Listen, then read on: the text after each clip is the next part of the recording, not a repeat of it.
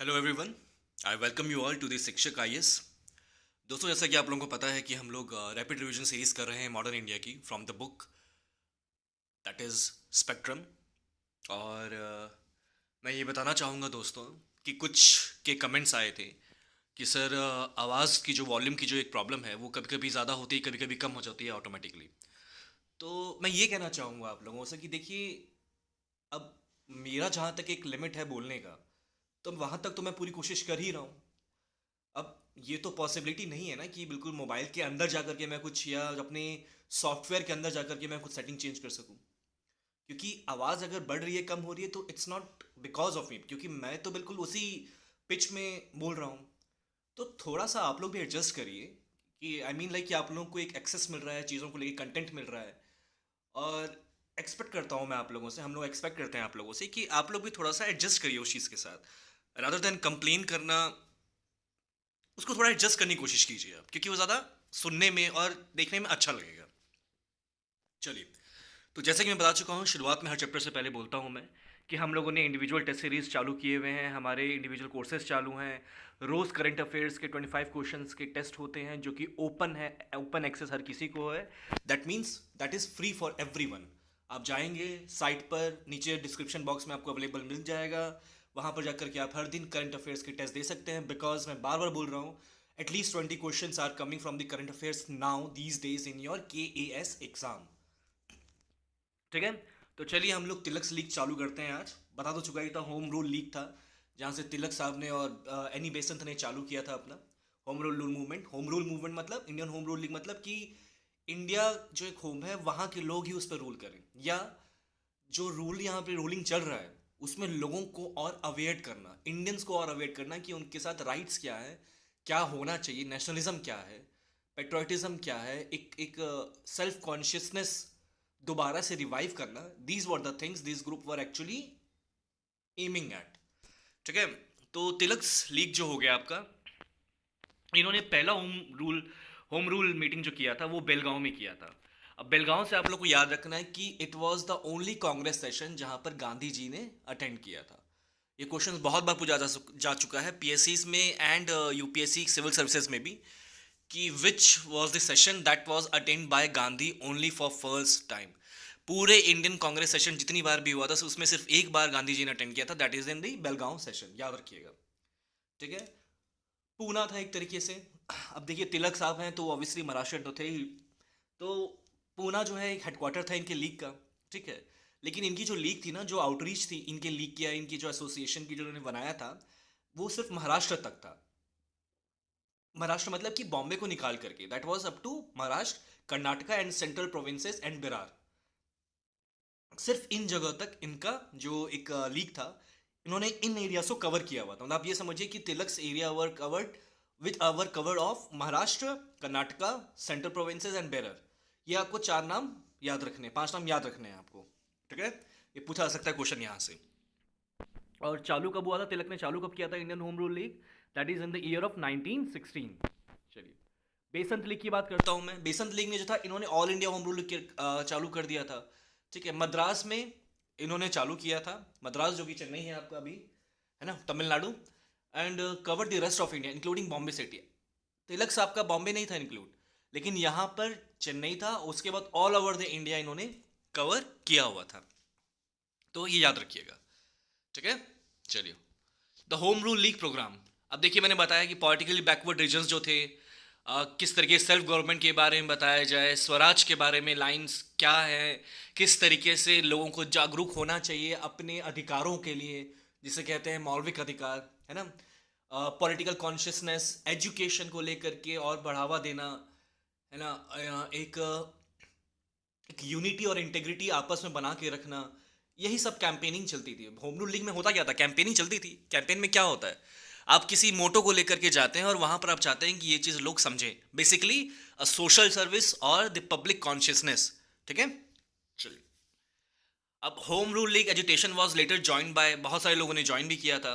अब इनके नाम ऐसे याद रखने की जरूरत नहीं है, पेपर में क्वेश्चन नहीं आ सकता है कि the home rule agitation was join by which among the following, नहीं, ऐसा क्वेश्चन नहीं आएगा, आज तक नहीं आया। लेकिन हाँ, ये जो नाम है यहाँ पर, these are very important names, like Motilal Nehru हो गए, जवाहरलाल नेहरू, सैफुद्दीन किचलू का नाम कहाँ से आता है, याद है आप लोगों को? सैफुद्दीन किचलू का नाम आता है आपको जलियांवाला कांड से, जहाँ पर एक लीडर इनके साथ और थे, सैफुद्दीन थे, और दूसरे कोई भोलेनाथ थे, कुछ उनका नाम भूल रहा हूँ मैं, कुछ था, शंकर या भोलेनाथ ऐसा उनका नाम था। तो उनके इन दोनों को अरेस्ट के चलते वहाँ पे लोग प्रोटेस्ट कर रहे थे और रॉलेट एक्ट लगाया हुआ था जिसके कारण उन लोगों को पता नहीं था, they were unaware of this thing. और जहाँ पर एरिया में वो इकट्ठे हुए थे, डेट वॉज जलियांबाग, और वहाँ पर पता ही है फिर आपको क्या गया था, बहुत गलत हुआ था। I mean that was a very black spot on our history. चलिए, Mohammad Ali Jinnah led the Bombay division. देखिए, ये क्वेश्चन उठ सकता है कि during Home Rule League movement was Mohammad Ali Jinnah associated और नॉट। बहुत आप लोगों को लगेगा यार मोहम्मद अली जिन्ना तो चाहता था सिर्फ उसका एक ही अपना उसका सेल्फिश गोल्स थे कि भाई इंडिया से अलग हो जाना है, इंडिया कंट्री की इंटीग्रिटी को तोड़ देना है, हमें बस अपना पाकिस्तान चाहिए, उसको अपना था बेस्ट बेनिफिट। लेकिन ये चीज़ याद रखनी है आपको कि Mohammad Ali Jinnah led the Bombay division, he himself was also participating in home rule agitation. ठीक है, अब होम रूल एजिटेशन किसका अगेंस्ट था? ब्रिटिशर्स का अगेंस्ट था, याद रखिएगा। स्टेटमेंट में आ सकता है ये, कंफ्यूजिंग करने के लिए आपको एग्जाम में स्टेटमेंट में डाल सकता है ये। गवर्नमेंट एटीट्यूड, ये सब आपको इतना पढ़ने की जरूरत नहीं है। इसमें से जो एक लाइन याद है वो ये है, सर सुब्रमण्य अय्यर जो थे, एस सुब्रमण्य अय्यर, इनको नाइटहुड अवार्ड मिला था। बस इतना याद रखना है आपको। ये क्वेश्चन नहीं पूछा जाएगा कि इन्होंने नाइटहुड वापस दिया था कि नहीं दिया था, लेकिन बस ये होगा कि सुब्रमण्यम अय्यर को नाइटहुड अवार्ड मिला था। यहाँ पर एक चीज़ कही थी, मॉन्टेग जो थे, जो उस टाइम पे secretary of state for India थे, इन्होंने उस वक्त टाइम पे लाइन क्या कहा था कि शिवा जो शिव भगवान है, उन्होंने अपनी वाइफ को 52 पीसेस में कट किया था, तब जा करके उन्हें 52 वाइफ्स मिली थी। देखिए, बहुत गलत लाइन थी, और मेरे ख्याल से उन लोगों को पता भी नहीं था कि हम लोग की रिलीजन है क्या, वेदास और उपनिषद्स में क्या लिखा हुआ है, और जो क्या एक्चुअली में कहानी थी इसके पीछे। तो ये काफ़ी गलत मैसेज था, और इन लोगों को खुद नहीं पता था, तो इन लोगों ने ठीक से बोला भी नहीं शायद। कहानी ये नहीं थी दोस्तों, इसके पीछे कहानी ये थी कि शिव जो थे, उनकी जो सती थी, just for the extract of knowledge मैं आप लोगों को बता रहा हूँ, जो सती देवी थी वो इनकी वाइफ थी। अब हुआ ये था कि बार बार शिव की जो शिव भगवान जो थे, इनकी बार बार बेइज्जती या अपमान किया जा रहा था प्रजापति दक्ष के द्वारा। प्रजापति दक्ष जो है ये आपके सती के फादर हैं, जो ब्रह्मा के बेटे थे। ठीक है, तो ये काफ़ी ज़्यादा बेइज्जती करते थे शिव भगवान की, लेकिन शिव भगवान कभी कुछ बोलते नहीं थे। बैरागी बोल करके, भस्म लगा कर, ये सब बातें बोलकर बेइज्जती करते थे। सती हर बार उन्हें माफ़ कर देती थी, लेकिन एक बार ऐसा हुआ कि उन्हें बर्दाश्त नहीं हुआ, और ये उनकी शादी होने नहीं दे रहे थे महादेव से। तो उन्होंने सती प्रथा, जो आपके इंडिया में सती प्रथा आई है ना कि खुद जल करके वो खत्म हो गई, उन्होंने आत्मदाह कर लिया था, उन्होंने अपने आप को अग्नि में समर्पित कर लिया था। तो उस दिन से सती प्रथा इंडिया में काफ़ी प्रिवलेंट हो गया था, ये आपको बता भी चुका हूँ मैं। तो उसके बाद ये था कि शिव भगवान जो है काफ़ी ज़्यादा he was lost, he was too emotional, कि वो अपना जो एक रिस्पॉन्सिबिलिटी होती है वर्ल्ड को लेकर के, वो भूल चुके थे कि करना क्या है। तो ही फॉरगॉट हिज ड्यूटीज़। तो बाकी के जितने भी गॉड्स थे हमारे, पर्टिकुलरली द त्रिदेव जो हम लोग बोलते हैं, Vishnu and the Brahma, they all said like यार ऐसे तो भगवान कुछ याद ही नहीं है इनको, ये तो भूलते जाएंगे, तो फिर बेसिकली चलाएगा कौन, है ना, रेगुलेट कौन करेगा, बैलेंस कौन करेगा पूरे अर्थ को। तो उस वक्त ये हुआ कि जो विष्णु भगवान थे, उन्होंने अपना जो सुदर्शन चक्र जो है, उनके पास उपाय यही था, सॉल्यूशन यही था कि सती को अलग कर देते, मतलब इनसे अलग, वो बॉडी छोड़ ही नहीं रहते भगवान। तो चक्र चला करके उन्होंने सती के पीसेस कन्वर्ट हो गए थे, महादेव से पीसेस कन्वर्ट हो गए। तो जहाँ जहाँ पीसेस गिरे थे वहाँ पर शक्ति पीठ बनी हुई है ना, जहाँ पर योनि गिरा उनका तो वहाँ पर कामाख्या देवी टेम्पल बनाया। तो ये थी कहानी। चलिए रसोधर आगे चलते हैं। Why the agitation faded out by 1919। अब देखिए 1919 में क्या हुआ था, कॉम्युनल राइट्स हुए थे। ठीक है, अब ये तो बढ़ते जा रहे थे। कॉम्युनल राइट्स एक बहुत बड़ा रीज़न था किसी भी चीज़ को दबाने के लिए। आप कुछ भी सोचिए, आपकी मूवमेंट हो रहा है और आपस के लोग सिर्फ अपने धर्म पे नाम पे लड़ने लग गए हैं, तो ऑब्वियसली चीज़ें खत्म तो होंगी। जो आपका एक पर्पस है, जो एक गोल है आपका, वो उसको अचीव हो ही नहीं पाएगा, फुलफिल ही नहीं हो पाएगा। ठीक है, मॉन्टैक्स के जो 1917 के जो रिफॉर्म्स थे, या जो सेल्फ गवर्नमेंट को लेकर के बोला था उसने, वो भी एक तरीके से बहुत ज़्यादा मूवमेंट को रोकने के लिए काफ़ी थे, है ना, उसको रेस्ट्रिक्ट करने के लिए काफ़ी ज़्यादा पावरफुल थे। ठीक है, चलिए अब इसमें ज़्यादा नहीं है, लेकिन हाँ एक क्वेश्चन अभी आया था बेसिकली दोस्तों, बिहार पब्लिक सर्विस कमीशन में, एंड बीपीएससी में, और उत्तराखंड में भी शायद ये आया था ये question. Uttarakhand PCS and Bihar में शायद, मैं कंफर्म नहीं हूँ, लेकिन एक में तो आया था क्वेश्चन ये था कि the Indian unrest has been written by which among the following. अब वहाँ पर बाल गंगाधर तिलक था, वहाँ पर लाला लाजपत राय था, वहाँ पर वैलेंटीन चिरोल था, शिरोल, है ना, और एक और कोई ऑप्शन था। बहुत लोग इसको स्किप कर देते हैं क्योंकि लाइन ठीक से पढ़ते ही नहीं। आपने क्या किया, तिलक को पढ़ा और यहाँ पर इंडियन अनरेस्ट लिखा हुआ है, तो जल्दबाजी में आप लोगों ने यार तिलक ने इंडियन अनरेस्ट लिखा हुआ है तो इसको लिख देते हैं, लेकिन ये गलत है। तिलक ने इंडियन अनरेस्ट नहीं लिखा था, it was written by Valentine Chirol. Valentine Chirol ने लिखा, देखिए कहाँ पे लिखा हुआ है कि Tilak had to go abroad in connection with the libel case against Valentine Chirol whose book Indian unrest had featured Tilak as responsible for the agitational politics that had developed in India। तो Indian unrest किसने लिखा है? Valentine Chirol ने, याद रखिएगा, पूछा जा सकता है। चलिए, अब होम रूल लीग को जो था इसको बदल करके नाम का रख दिया गया स्वराज्य सभा। ठीक है, तो ये क्वेश्चन आ सकता है, the alternate name of Indian home Rule league was which among the following. इसमें आपको ऑप्शंस में आएगा, रीजन में नहीं आएगा, कुछ भी है, मैच ऑफ द फॉलोइंग भी नहीं आएगा। चलिए, पॉजिटिव गेन्स क्या हुए? पॉजिटिव गेन्स मतलब यही हुआ कि भाई क्या क्या फायदा हुआ, से बिल्कुल फायदा तो कुछ ना कुछ तो हुआ। वो देखिए कहीं भी एक मूवमेंट होता है, लार्ज स्केल पे मूवमेंट हो रहा है और लोग इतना ज़्यादा करना चाह रहे हैं, उस चीज़ को उठाना चाह रहे हैं, जहाँ पर इतने एजुकेटेड लीडर्स इन्वॉल्व हैं, तो कुछ ना कुछ तो, हाँ उतने लार्ज स्केल पे नहीं हो पाएगा लेकिन थोड़ा सा ज़रूर होगा। तो जैसे कि movement shifted the emphasis from the educated elite to the masses. Congress क्या नहीं समझ पाया था पहले, उसे लगता था कि मासेस के बीच में जाने का कोई फायदा नहीं है। The thing should be kept to the upper middle classes or the elite ones because they are the ones who can understand what nationalism and what integrity means to India। यही उन लोगों की बेवकूफ़ी थी जिसके चलते वो लोग इंटीग्रेट नहीं कर पाए और इसी कारण एक्सट्रीमिस्ट आए थे। बता भी चुका हूँ मैं आपको। और एक्सट्रीमिस्ट क्या चाहते थे कि वो मासे से कनेक्ट होना चाहते थे, वो गली गली कैंपेन्स करना चाहते थे कि समझें लोग, अपने अंदर एक भावना क्रिएट करें कि हो क्या रहा है। तो ये चीज़ से एम्फोसिस थोड़ा उधर शिफ्ट हुआ। अब और भी ज़्यादा लोग थोड़ा सा कॉन्शियस हो गए थे, अवेयर थे, पहले के मुकाबले अब ज़्यादा लोग अवेयर थे। टाउन एंड कंट्री जो है आपका, टाउन क्या हुआ आपका, कंट्री साइड हुआ आपका कि जो बॉर्डर्स है बाहर, है ना, कंट्री के एक बॉर्डर्स है, कंट्री साइड हो गया। एंड टाउन जो है इनसाइड, तो बाहर के बॉर्डर से और अंदर से जो होता है ना कि डिस्टेंट विलेजेस, मतलब ये समझिए कि डिस्टेंट जो विलेजेस या टाउन्स हुआ करते थे या सिटीज हुआ करती थी, अब एक कनेक्शन बन गया है, एक कम्युनिकेशन सेटअप हो गया है वहाँ पर। नेशनलिज्म की फीलिंग आई, कुछ लोगों में नेशनलिज्म कुछ ज़्यादा ही फीलिंग आ गई थी।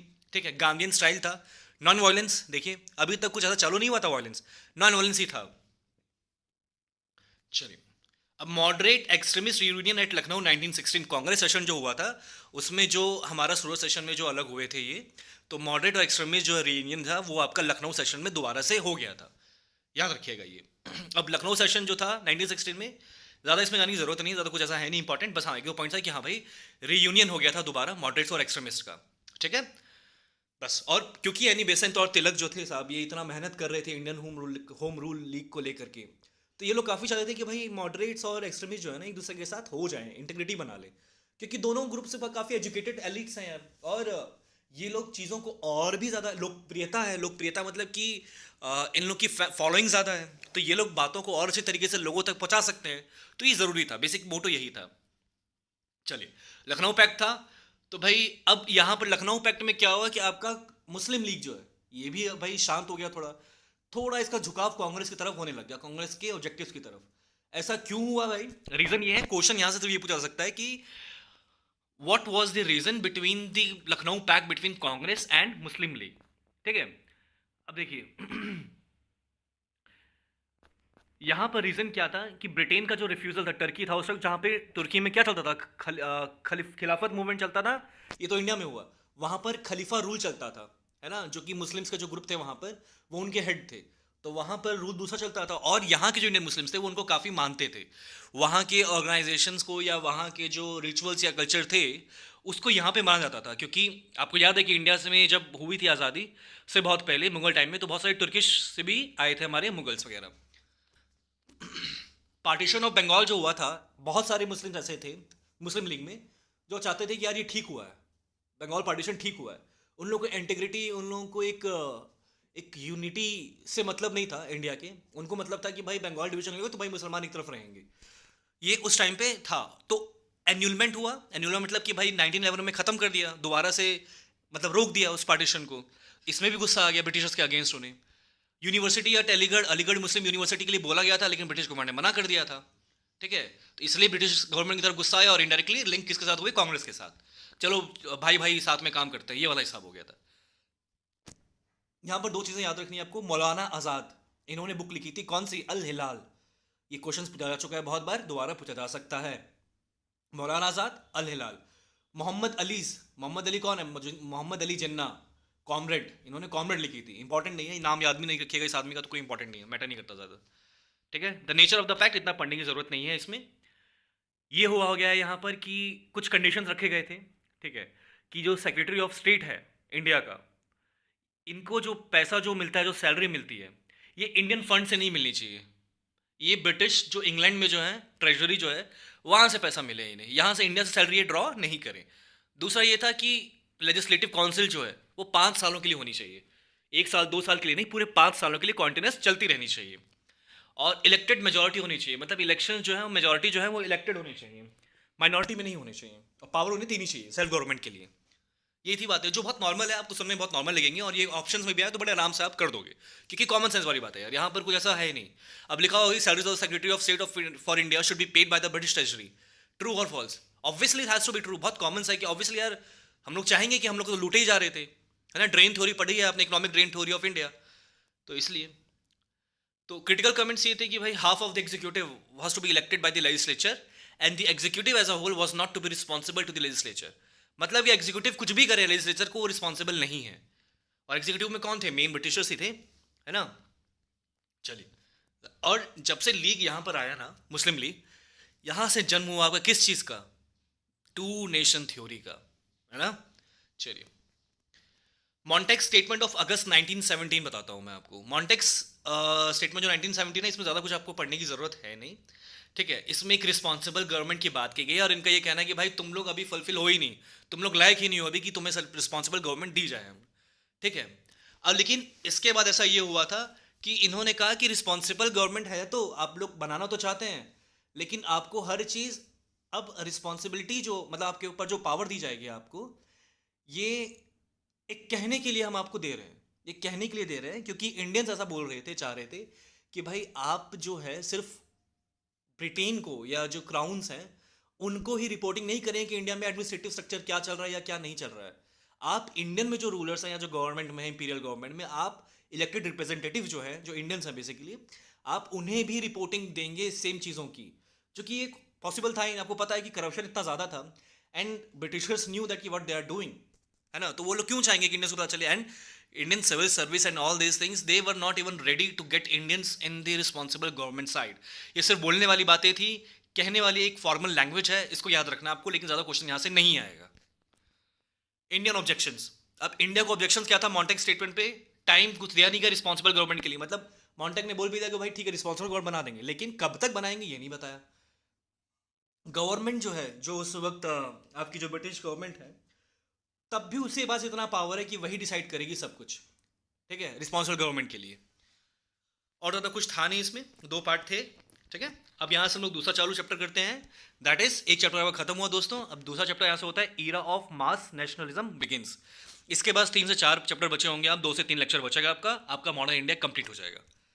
चलिए, अब देखिए फर्स्ट वर्ल्ड वॉर हुआ क्या नहीं हुआ, ठीक है, लेकिन यहाँ से 1914 से एक बंदा एंटर होता है, 1914 से एक बंदा एंटर होता है, and who created the history of India, none other than Mohandas Karamchand Gandhi. इनकी एंट्रेंस हुई, कहाँ से हुई, बैकग्राउंड का पढ़ लेते हैं एक बार कि भाई ये एक बहुत अच्छे बैरिस्टर थे, everybody knows, good lawyer he was of all times, and a very very good command over the English language. मतलब उस टाइम पे यार इंग्लिश लैंग्वेज जो हम लोग इंडियंस को आते थे ना यार, वो इंग्लैंड वालों से ना इतने ज़्यादा बेहतर और सुंदर होते थे ना। आप जानो कुछ एक्चुअली रीडिंग्स पढ़ना आप इन लोगों की, हम लोग नहीं लिख पाएंगे यार। आज के जो लिटरेट्स अपने आप को जो बोलते हैं, इतने लिबरल्स बोलते हैं, वो तो ऐसी लैंग्वेज नहीं लिख पाएंगे यार जिस लैंग्वेज वैसे वो लोग लिखते थे। प्रॉपर ग्रामेट, नो ग्रामेटिकल मिस्टेक, मतलब एरर तो इतना जीरो था जैसे कोई हद नहीं है। तो बहुत टैलेंटेड थे हमारे लीडर्स उस टाइम पे भी, इनफैक्ट ब्रिटिश से ज़्यादा अच्छा इंग्लिश बोलते थे हम लोग। अभी भी इंडिया में ऐसा कहा जाता है कि हम लोग अमेरिकन ज़्यादा अच्छा इंग्लिश बोलते हैं क्योंकि we speak English without any grammatical mistakes. चलिए, अब पोस्ट वॉर इकोनॉमिक हार्डशिप चल रहे थे।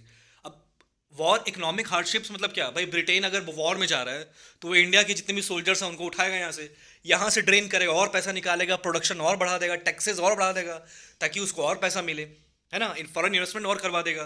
तो एक तरीके से लॉस ही लॉस सबको होगा। अब लॉस ही लॉस होगा तो उसमें क्या होता है, वर्कर्स एंड आर्टिसंस का क्या बताया था मैंने, खत्म हो जाती है, इंडस्ट्री पूरी खत्म हो गई थी, है ना, अनएम्प्लॉयमेंट होने लग गया था क्योंकि पैसे इतने ज़्यादा लगने लग गए थे, कोई खरीद ही नहीं रहा था। लोग सस्ते में ही काम कर रहे थे तो लोग तो फिर कुछ ना कुछ तो अनएम्प्लॉयमेंट इंक्रीज होगा ही होगा आपका। पीजेंट्री में हाई टैक्सेशन एंड पॉवर्टी था। सोल्जर जो थे, जो बैटल फील्ड से थे, उन्हें एक रूरल अर्बन का मतलब डिफरेंस क्रिएट होता है। जो मैंने बताया था आपको कि एक बार आप बॉर्डर पार करके गए, इंडिया से बाहर गए और वापस आए आप, तो गाँव को ऐसा लगता है कि भाई now you are no more from our village, और like you no more Indian, ऐसा उस वक्त था। एजुकेटेड अर्बन क्लासेस, भाई इनको अवेयरनेस और रेसिज्म नहीं पता था क्योंकि अनएम्प्लॉयमेंट बढ़ता जा रहा था। इन्हें ये नहीं पता था कि ब्रिटिशर्स का रेसिज्म कहाँ कहाँ और कितने पैमाने में चल रहा है। तो ये सारे रीजन थे जो कि अब नेशनलिज्म एरा जो है वो आने वाला था। This were the important reason, और बहुत कॉमन सेंस वाले रीजन है। ये पेपर में आएगा तो बड़े आराम से आप लोग अटेम्प्ट कर देंगे। चलिए, अब यहाँ पर है national disillusionment with imperial worldwide, है ना। इम्पैक्ट ऑफ रशियन रेवोल्यूशन इतना इंपॉर्टेंट नहीं है ऐसा, ये आपसे क्वेश्चन नहीं पूछा जाएगा कि रशियन रेवोल्यूशन का क्या था क्या नहीं था, इसमें जाने की इतना ज़रूरत नहीं है। वर्ल्ड हिस्ट्री है ये आपका, वर्ल्ड हिस्ट्री में आप अलग पढ़ना, ये मॉडर्न इंडिया पढ़ रहे हैं हम लोग। चलिए, मॉन्टेक का 1919, इसको गवर्नमेंट ऑफ इंडिया भी बोलते हैं। 1919 कैरेट एंड स्टिक खेल ही रही थी, बता चुका हूँ बहुत पहले भी आपको मैं। क्या थे main features of government of India 1919 के, ये याद रखिएगा, कोई पेपर में बहुत बार पूछा गया है, बहुत ट्रिकी तरीके से पूछा गया है। मतलब यूपीएससी के में क्वेश्चन अगर आप देखोगे 1919 में तो बहुत ट्रिकी करके क्वेश्चन पूछे गए हैं इसमें, और मैक्सिमम टाइम स्टूडेंट्स, इनका कंसेप्ट क्लियर नहीं था, उन्होंने गलत किया था इस क्वेश्चन को। बेसिकली दे आस्क्ड लाइक कि डायरकी, व्हाट इज डायरकी, ठीक है। अब डायरकी में उन्होंने क्या था कि चार ऑप्शंस होते हैं ना, कि डायरकी स्टैंड्स फॉर और डायरकी मीन्स फॉर, यूपीएससी में क्वेश्चन ऐसा आया था। उसमें चार ऑप्शन दे दिए थे, उन चारों में दो, एक ऑप्शन ये था रूल ऑफ टू, ठीक है, एग्जीक्यूटिव एंड दी गवर्नर और लेजिस्लेटिव, ठीक है। उसके बाद दूसरा था division of subjects into reserve and unreserved, where the government has the where the governor has the ultimate control over it।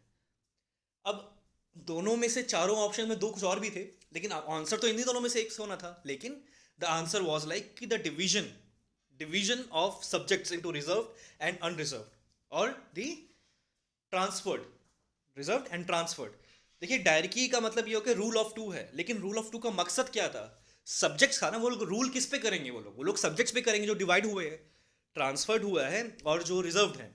Dyarchy बनाया इसलिए गया कि भाई हम लोग जो इंपॉर्टेंट सब्जेक्ट्स हैं उनको रख देते हैं रिजर्व कैटेगरी में, और जो बचे खुचे बेकार से हैं जिनमें इतना इंपॉर्टेंट मैटर नहीं करेगा इंडियंस का हस्तक्षेप होना, वो हम लोग डाल देते हैं ट्रांसफर्ड में। तो डायरकी का मतलब ये है, याद रखिएगा, ठीक है। इधर जो एग्जीक्यूटिव है और इधर जो है आपके नॉर्मल इंडियंस थे। और दूसरी बात ये थी कि अल्टीमेट कंट्रोल जो आपका होगा वो होगा सिर्फ गवर्नर का।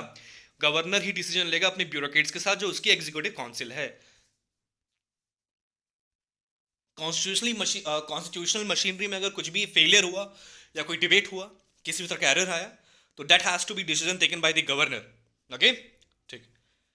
Secretary of state of India for India and the governor general could interfere in respect of reserve subjects while in respect of the transfer subjects.